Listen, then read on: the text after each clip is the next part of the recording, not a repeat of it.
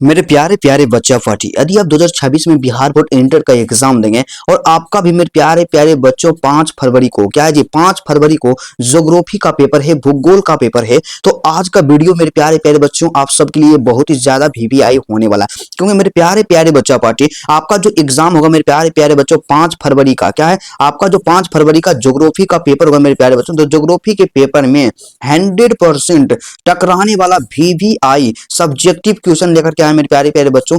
ऐसा subjective question रहेगा जो आपके एग्जाम में पूरा का पूरा टकराएगा मेरे प्यारे प्यारे बच्चों। तो यदि आप चाहते हैं कि सब्जेक्टिव में पूरा में से पूरा टकरा जाए, आप इस वीडियो को अंत तक देखिएगा मेरे प्यारे बच्चों, और 5 फरवरी को एग्जामिनेशन देने के लिए जाइएगा, सेम टू सेम क्वेश्चन मिलेगा। तो चलिएगा मेरे प्यारे प्यारे बच्चा पार्टी, सबसे पहला बात करते हैं कि कुल पूर्णांक आपका 100 अंकों का होगा। और मेरे प्यारे बच्चों, एक यहाँ पे सबसे ज्यादा जरूरी चीज होता है सब्जेक्टिव क्वेश्चन के लिए कि आपको समय के बारे में बात करते हैं तो 3 घंटे 15 मिनट का समय दिया जाता है। और आपको क्या करना है कि 15 मिनट का जो समय रहता है ना जी, क्या रहता है 15 मिनट का जो समय रहता है, इसमें आपको क्या करना है, OMR जो पेपर होता है इसमें जितना भी जानकारी फिलअप करना होता है सबको भर देना है। और उसके साथ ही साथ मेरे प्यारे प्यारे बच्चों, यहाँ पे परीक्षार्थियों के लिए जो निर्देश होता है, इंट्रोडक्शन फॉर द कैंडिडेट्स होता है, तमाम निर्देश को आप पढ़ना ना भूलिएगा, आपके लिए बहुत ही ज्यादा जरूरी होता है। और मेरे प्यारे प्यारे बच्चा पार्टी, सबसे पहला एक चीज आप हमेशा याद रखिएगा और हर वीडियो में हम बताते हैं कि परीक्षार्थी OMR उत्तर पत्रक पर अपना प्रश्न पुस्तिका क्रमांक जो कि 10 अंकों का होता है उसको जरूर लिखना है। यदि आप नहीं लिखते हैं तो आपका कॉपी ही चेक नहीं होगा। और उसके बाद दूसरा यहाँ पे क्या होता है मेरे प्यारे बच्चा 2 नंबर में कि परीक्षार्थी यथासंभव उत्तर अपने शब्दों में दे। मेरे प्यारे प्यारे बच्चों, आप प्रयास कीजिएगा कि अपने शब्दों में लिखें। आप लोग क्या करते हैं, आप सोचते हैं ना जी कि हम किताबी भाषा में आंसर देंगे ना तो हमको ज्यादा नंबर मिलेगा, लेकिन बोर्ड तो खुद बोल रहा है कि आप अपने शब्दों में ही आंसर दीजिए। तो आप लोग ज्यादा ज्यादा अपने शब्दों में आंसर दीजिएगा।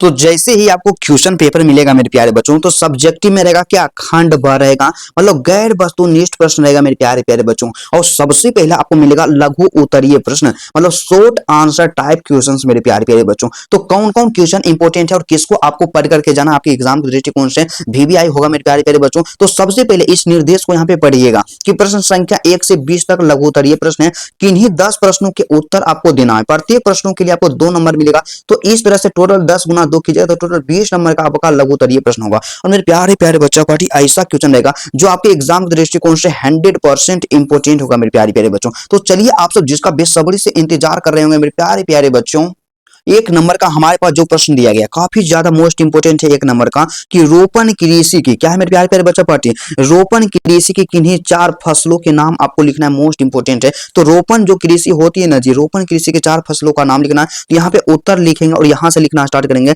कि रोपण कृषि की प्रमुख फसलें हैं, क्या है प्रमुख फसलें कौन कौन है मेरे प्यारे बच्चों, 4 फसल का नाम बोला लिखने के लिए। तो सबसे पहला चाय लिखिएगा, दूसरा कॉफी हो जाएगा जिसे कि हम लोग कहवा कहते हैं, तीसरा क्या हो जाएगा रबर, और चौथा में गन्ना हो जाएगा। तो इस तरह से आप लिखिएगा, आपको पूरा में से पूरा नंबर मिलेगा। और मेरे प्यारे प्यारे बच्चा पार्टी, अगला जो क्वेश्चन आपके पास यहाँ पे दिया गया है 2 नंबर का, यहाँ पे क्या कहता है कि आकार के आधार पर नगरीय बस्तियों को वर्गीकृत करना है। क्या करना है, आकार के आधार पर नगरीय बस्तियों को वर्गीकृत करना है। और सबसे मेरा तरीका जो बेहतर होता है मेरे प्यारे प्यारे बच्चा पार्टी, आप लोग यहाँ पे क्या कीजिएगा जी, यहाँ पे आप लोग सिंपल सा सीधा सा लिखिएगा, उत्तर लिखिएगा और इस लाइन को छोड़ करके यहाँ से लिखना स्टार्ट कीजिएगा। और मेरे प्यारे प्यारे बच्चा पार्टी, आप लोग यहाँ पे लिखिएगा कि आकार के आधार पर नगरीय वस्तुओं को निम्नलिखित वर्गों में वर्गीकृत किया गया है मेरे प्यारे प्यारे बच्चा पार्टी। तो सबसे पहला आप लोग यहाँ पे देखिएगा, 1 नंबर में आपको कौन सा यहाँ पे है मेरे प्यारे प्यारे बच्चा पार्टी, रैखिक है, 2 नंबर में आयताकार है, 3 नंबर में वृत्ताकार है, 4 नंबर में तारे के आकार का है, और 5 नंबर में टी आकार का, और 6 नंबर में क्या है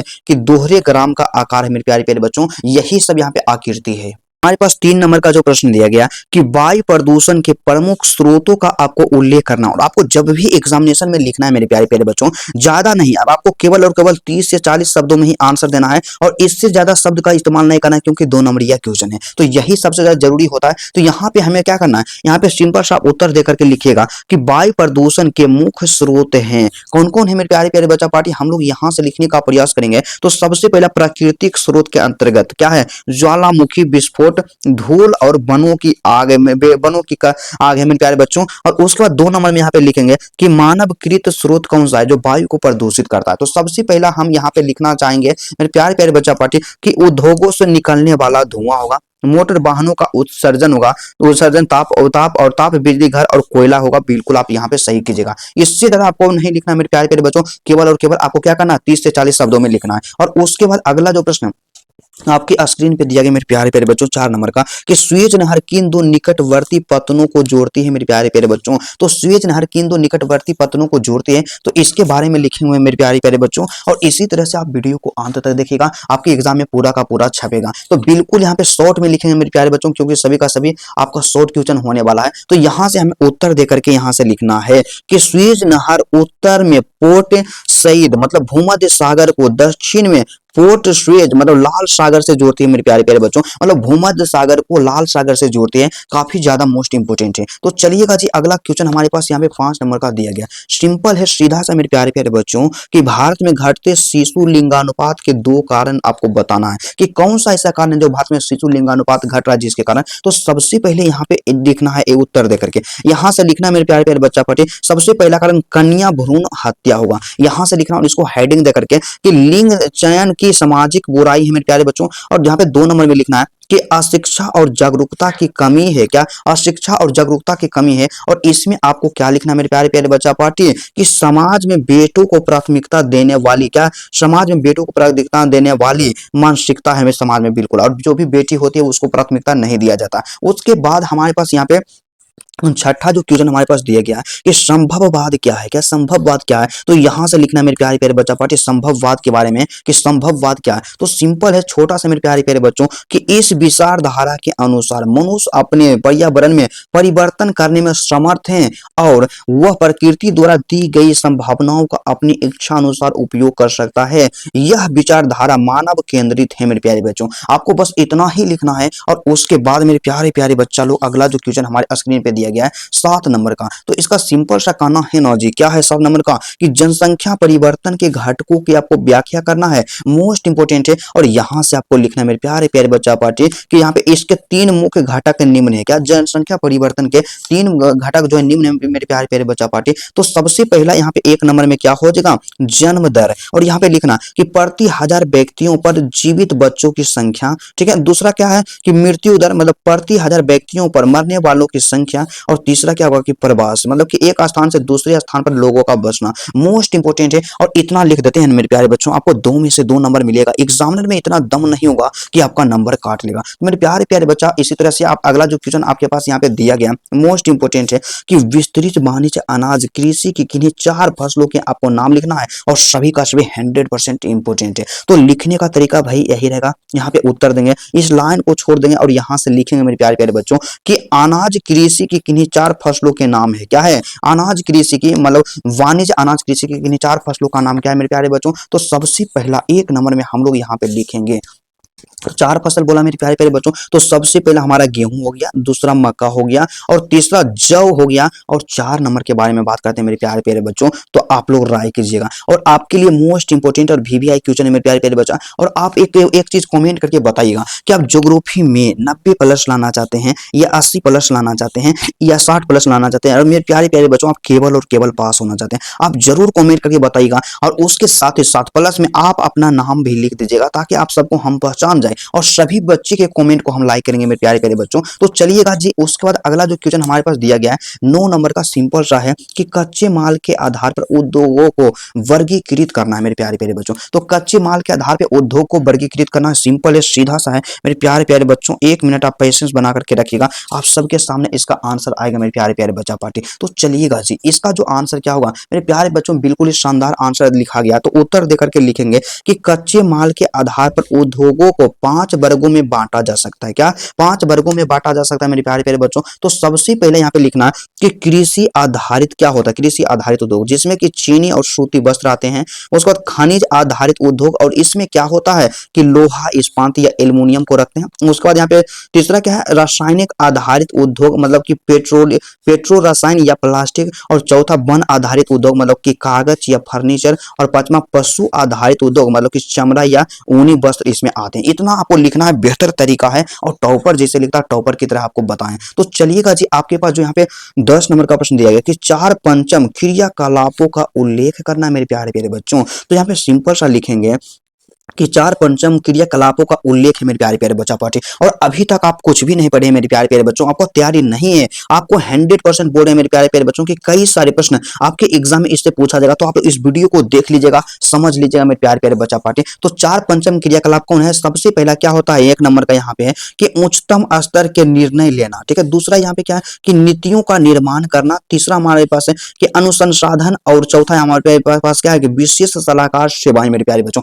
इतना आपको लिख देना है और काफी ज्यादा वायरल होने वाला मेरे प्यारे प्यारे बच्चा पार्टी। और यदि आप चैनल पे नए हैं ना मेरे प्यारे बच्चों, तो चैनल को सब्सक्राइब कर लीजिएगा और एक प्यारा सा आप लोग क्या कीजिएगा, कमेंट कर दीजिएगा कि आज का क्लास आपको कैसा लग रहा है, और वीडियो को लाइक कीजिएगा। और 11 नंबर का प्रश्न है कि ऊर्जा के नवीनीकरणीय तथा अनवीकरणीय स्रोतों में अंतर स्पष्ट करें मेरे प्यारे प्यारे बच्चा पार्टी। तो सिंपल से यहाँ पे बेहतर क्वेश्चन है, और यहाँ पे हमारे लिखने का जो तरीका होगा टॉपर की तरह मेरे प्यारे बच्चों, टॉपर इसी तरह से लिखता है। तो सबसे पहले यहाँ पे क्या होगा, नवीकरणीय ऊर्जा का स्रोत। इसमें क्या होगा कि जो कभी समाप्त नहीं होते हैं और दोबारा उपयोग किए जाते हैं, क्या जो कभी समाप्त नहीं होते हैं और दोबारा उपयोग किए जा सकते हैं, उसको क्या कहते हैं, नवीकरणीय। जैसे कि सौर हो गया और पवन ऊर्जा हो गया, ये सब कभी समाप्त नहीं होगा और इसका उपयोग दोबारा हम लोग कर सकते हैं। दूसरा क्या होता है कि अनवीकरणीय ऊर्जा का यहाँ पे स्रोत होता है। इसमें क्या होता है कि जिसके भंडारण सीमित है और एक बार उपयोग कर लेने के बाद वह समाप्त हो जाते हैं, जैसे कि कोयला हो गया, पेट्रोलियम हो गया। तो इतना आपको लिखना है मेरे प्यारे बच्चों, एग्जामिनर में दम नहीं होगा कि आपका नंबर काट लेगा, और सभी का सभी मोस्ट इंपोर्टेंट है। और चलिएगा जी इसी तरह से अगला जो हमारे पास 12 नंबर का प्रश्न दिया गया है, सिंपल है मेरे प्यारे प्यारे बच्चों के लिंग संरचना से आप क्या समझते हैं मेरे प्यारे प्यारे बच्चा पार्टी। लिंग संरचना से आप क्या समझते हैं, तो यहाँ पे उत्तर देकर के हमें लिखना है कि किसी, क्या है मेरे प्यारे प्यारे बच्चा पार्टी, मोस्ट इंपोर्टेंट है ये हमारे एग्जाम के दृष्टिकोण से, कि किसी जनसंख्या में स्त्री और पुरुषों की संख्या के बीच के अनुपात को लिंग संरचना या लिंग अनुपात कहते हैं, और इसे आयु लिंग पिरामिड द्वारा दर्शाया जाता है मेरे प्यारे प्यारे बच्चों। इतना लिख देना है। और उसके बाद अगला जो क्वेश्चन हमारे पास दिया गया मेरे प्यारे प्यारे बच्चा पार्टी, मोस्ट इंपोर्टेंट है 13 नंबर का। सिंपल सा है जी मेरे प्यारे प्यारे बच्चों कि मानव विकास क्या है। तो यहाँ पे उत्तर देकर के इस लाइन को छोड़ करके ऐसे आपको लिखना है, सेम टू सेम लिखना है मेरे प्यारे प्यारे बच्चों। और आपके एग्जाम के दृष्टिकोण से मोस्ट इंपोर्टेंट है मेरे प्यारे प्यारे बच्चों। तो कभी भी आप इसको इग्नोर करने का तो प्रयास कर भी नहीं कीजिएगा। और यहाँ पे हमें सिंपल तरीका से लिखना है कि मानव विकास स्वास्थ्य और भौतिक पर्यावरण से लेकर आर्थिक, सामाजिक और राजनीतिक स्वतंत्रता तक सभी प्रकार के मानव के यहाँ पे विकल्पों को सम्मिलित करने, शिक्षा और स्वास्थ्य सेवाओं में सुधार करने की एक प्रक्रिया है। बस आपको इतना लिखना, आपको पूरा नंबर मिल जाएगा। और उसके बाद 14 नंबर का प्रश्न हमारे पास दिया गया, सिंपल है मेरे प्यारे प्यारे बच्चों कि मानव विकास के 4 प्रमुख घटकों के आपको नाम लिखना है, कि मानव विकास के 4 प्रमुख घटक कौन है मेरे प्यारे प्यारे बच्चों। और सभी का सभी आपका मोस्ट इंपोर्टेंट क्वेश्चन होने वाला है। तो चलिएगा जी, आप इसी तरह से लगाते चलिएगा। और मेरे प्यारे प्यारे बच्चा लोग, हमारे पास यहाँ पे दिया गया है जी, सिंपल है, उत्तर यहाँ पे दिए। और इस लाइन को छोड़िए, यहाँ से लिखें कि मानव विकास के 4 प्रमुख घटकों के नाम निम्नलिखित हैं। तो कौन कौन है और लिखने का तरीका आपका बेहतर है। तो सबसे पहले आपका क्या है, समान क्षमता है मेरे प्यारे बच्चों। दूसरा क्या है, सतत पोषणीयता है। तीसरा उत्पादकता है। और चौथा बात करते हैं सशक्तिकरण है। बस इतना लिख देना, आपको पूरा में से पूरा नंबर मिलेगा। और सबसे ज्यादा जरूरी क्या होता है कि लिमिट शब्दों में आंसर देना होता है, ठीक है। तो चलिएगा जी, 15 नंबर का प्रश्न है कि कृषि योग्य व्यर्थ भूमि से आप क्या समझते हैं मेरे प्यारे प्यारे बच्चा पार्टी।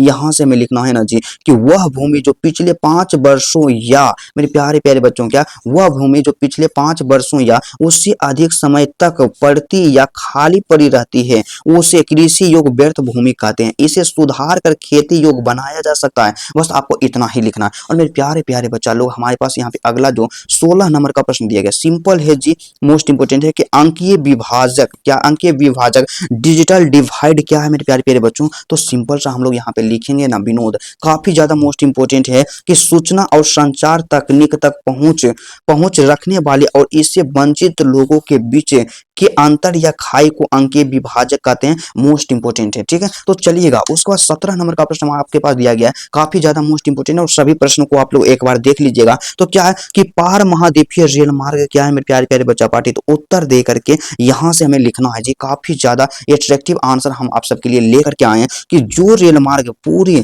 महाद्वीप से गुजरते हुए उसके 2 छोर को जोड़ती है, उसे पार महाद्वीपीय रेल मार्ग कहते हैं। जैसे कि ट्रांस साइबेरियन रेल मार्ग जो है पार महाद्वीपीय रेल मार्ग है मेरे प्यारे प्यारे बच्चों, काफी ज्यादा वायरल है। और यहाँ पे 18 नंबर का प्रश्न हमारे पास दिया गया है कि ओरिएंट एक्सप्रेस क्या है मेरे प्यारे प्यारे बच्चों। सिंपल सा हमें यहाँ पे लिखना है कि यह एक प्रसिद्ध अंतरराष्ट्रीय लग्जरी ट्रेन है। क्या है? प्रसिद्ध अंतरराष्ट्रीय लग्जरी ट्रेन है जो पेरिस, जो कि फ्रांस से यहाँ पे इस्तांबुल मतलब कि तुर्की तक चलती है मेरे प्यारे प्यारे बच्चों। और उसके बाद हमारे पास जो अगला जो प्रश्न दिया गया है मेरे प्यारे प्यारे बच्चा पाठ्य 19 नंबर का, सिंपल सा है जी, काफी ज्यादा इंपोर्टेंट है कि यहाँ पे डेन्यूब जलमार्ग के महत्व का उल्लेख करना। और यहाँ पे लिखेंगे सिंपल सा कि यह पूर्वी यूरोप का महत्वपूर्ण जलमार्ग है जो कई देशों से होकर बनता और गेहूं, मक्का तथा मशीनों के व्यापार में सहायक होते हैं मेरे प्यारे प्यारे बच्चों। मोस्ट इंपोर्टेंट है और मेरे प्यारे प्यारे बच्चा पार्टी। चलिएगा जी, आज के क्लास का सबसे अंतिम प्रश्न आपके स्क्रीन पे शो होने वाला है जो कि मोस्ट इंपोर्टेंट है मेरे प्यारे प्यारे बच्चा पार्टी, 20 नंबर का। तो 20 नंबर क्वेश्चन का सिंपल सा क्या कहना है मेरे प्यारे प्यारे बच्चों, आप लोग यहाँ पे ध्यान दीजिएगा मेरे प्यारे प्यारे बच्चा पार्टी कि निवल बोया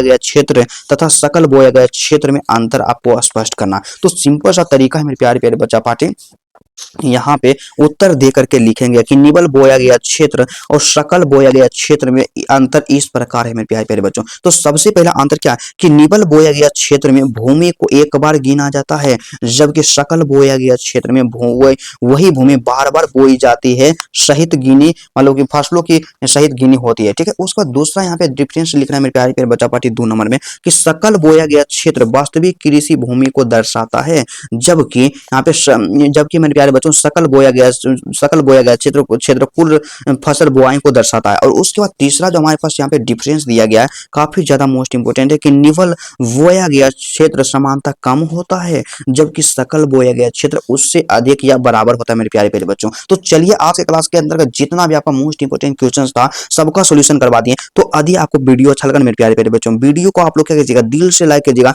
और चैनल पे नए हैं तो चैनल को सब्सक्राइब कर लीजिएगा, आपको एग्जाम में दिक्कत नहीं होगा। और मेरे प्यारे बच्चों आपके स्क्रीन पे VVI ऑब्जेक्टिव क्वेश्चन का वीडियो शो हो रहा होगा। और यदि आप चाहते हैं कि ऑब्जेक्टिव भी पूरा एग्जाम में टकरा जाए तो इस वीडियो को आप लोग जरूर देख लीजिएगा जो आपके स्क्रीन पे यहाँ पे शो हो रहा है। तो चलिए मेरे प्यारे बच्चों आज की क्लास को यहीं पे स्टॉप करेंगे और उससे पहले आप कमेंट करके हमें बता दीजिएगा कि आपका सबसे ज्यादा कमजोर सब्जेक्ट कौन सा है मेरे प्यारे बच्चों, और सभी बच्चे के कमेंट को हम देखते हैं। तो चलिए आज की क्लास को यहीं पे रहने देते हैं, फिर आपसे मिलते हैं नेक्स्ट वीडियो में और नेक्स्ट टॉपिक के साथ। तब तक के लिए जय हिंद।